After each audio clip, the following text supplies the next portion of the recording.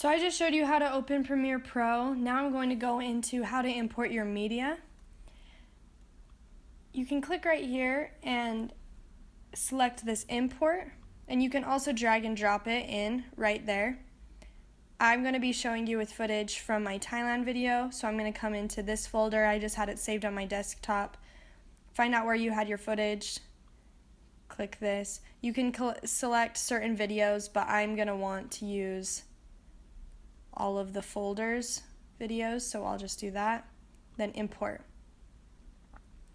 I have a ton of files, so this might take a little bit to import, but I'll show you some tips as it's going through. So you'll have all your media right here in this corner. It said it started with about like 300. So it's going to go through that. You can click here to drop down and you can see all your different videos. So what I normally do when I import things is I go through each video and I see what parts I like best and if I would want to use it. If the video is terrible, then I'll just delete it. You just come in here, press play. You can watch all of your different videos through here. And then oftentimes I'll go through and mark the ones that I want to use that are good footage, so it will change to that. Like I'll change all the good ones to green. Sometimes I'll organize them so that I have all of my like landscape shots one color, all of my people shots another color, different things like that. And you just you right click on that, scroll down, it'll say label, and then you can just pick a color. I'm going to show you like that. Anyways, so that's how I start importing with that. Once I have a good idea of what videos I want to use, what I want to start with, and I'll be talking to you guys about choosing storytelling in a way and creating a good flow for it. With this video, I really want it to be almost like dreamlike in a way. So I picked a song that kind of fit that same tone. You want to identify that before you start editing so that you don't just start throwing a bunch of clips together, that you already have an idea in mind of what it's going to be like. With a lot of you'll be making educational videos, so you won't necessarily need a tone, but you want to decide what points you're going to want to be hitting in your video before you start editing it, and kind of think in your head how you're going to approach it so that when you start this, it doesn't start just completely on your own. What I'll do is I'll go through the clips, watch them. I've already watched all these clips, so I won't make you drag through and sit me watch all these. But this was a clip that I really liked. I'll play this right here all the way through. Oh, that was great footage. So I'll play that right there. I know what part, obviously I can't use that whole clip, but there is one little part that I think would be pretty good that I could edit in to make it look good. So I'll play that. It's about right here that I like. This part right here is a mark in point. I'll click like that. It basically starts your clip from that point. I'll play it.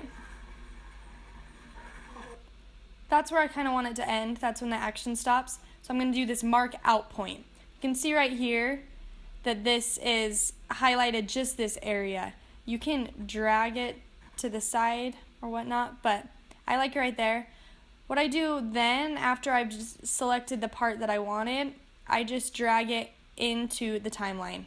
So now you'll see that this is your timeline. It has all these different layers that you can put on top. You can move them up layers. But your first clips you'll want on this main layer, V1 and A1. That's audio 1 and video 1. If you want to get rid of some, like if you don't necessarily want to see some videos, you can click this eye and it will disappear everything that is on this line. So if I move this up, you'd still be able to see it unless I did that. Anyways, when you have a bunch of clips, sometimes I'll be layering, I'll have like maybe 12 of these lines, and I'll have a bunch of different clips on top of each other.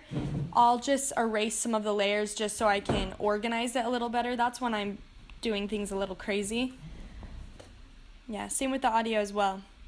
So you can play it right here. That just showed you that first clip. As you can see, right when you drop it in, it will have this yellow bar at the top. That is your rendering. So sometimes when you have a bunch of footage inside your video, it plays, right now it's playing back fairly quickly because I only have like a 2-second clip in there. But if I had a ton of footage, it might be a little bit slower as I play back. So what you do with that, to get that a normal, you want it to be green. That's the goal color. Go like that. It will render video previews like that. And now it's green. So one more time, you just go sequence and then render in to out. If you have effects on these, which I'll go into a little after, if there's effects on your clips, then you'll go render effects into out. Right now it's just the straight clip, so that wouldn't even apply here. But those are the different render options. And you want it on green. That's what will make it render smoothest. It doesn't render automatically, so you'll have to keep going in and pressing render. When you drop in a different video, you will want to render that every time, because sometimes if you wait a long time, it won't render as quickly and you'll kind of have to wait a while.